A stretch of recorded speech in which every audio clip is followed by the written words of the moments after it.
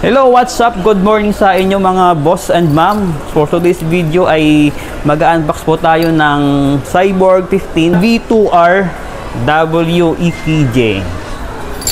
So, itong unit na to, yung series niya is RTX 5000 na series ni Cyborg. Yung replacement po natin sa 433PH na. Wala nang available ng ganong model na 4060. Ito is 5050 na siya. Ano yung pinagkaiba nitong bago compared sa previous model?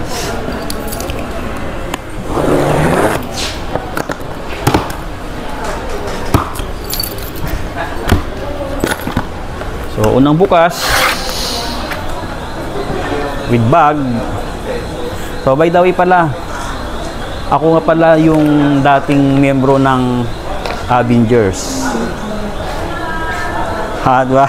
So, kung gusto mong bumili, hanapin mo yung naka-Avengers. Ako yon.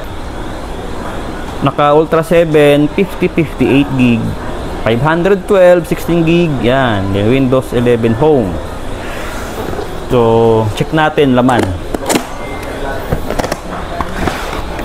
Yung box niya, ganun din pa rin eh. Yan. Yung bigat, press din. So, ito.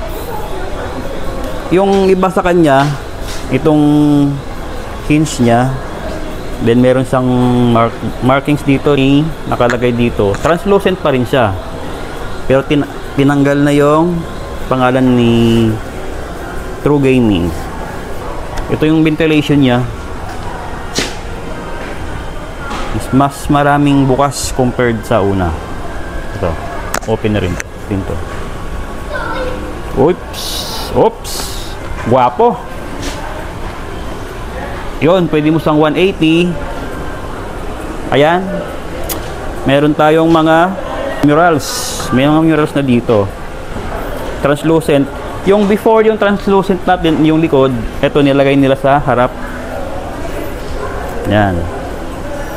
Ang ganda. Tapos yung finish niya, makinis. Bigat nito ay 2.1 kg.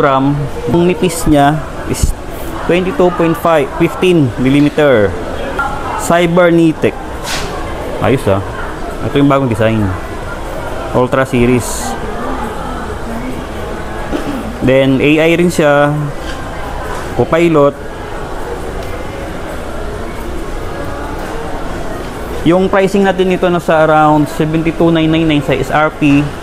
Then sa cash payment nasa 70,000 cash payment, 70,000 pagka cash payment. So kung gusto mo mag-avail, available to sa store, 10 piraso lang at paunahan na lang to. Regular price, wala pa siyang promo, masyadong promo.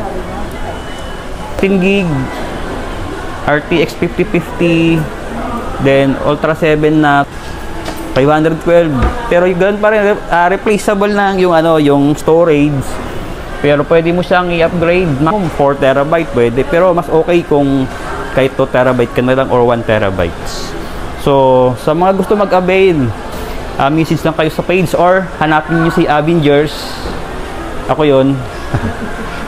Babus.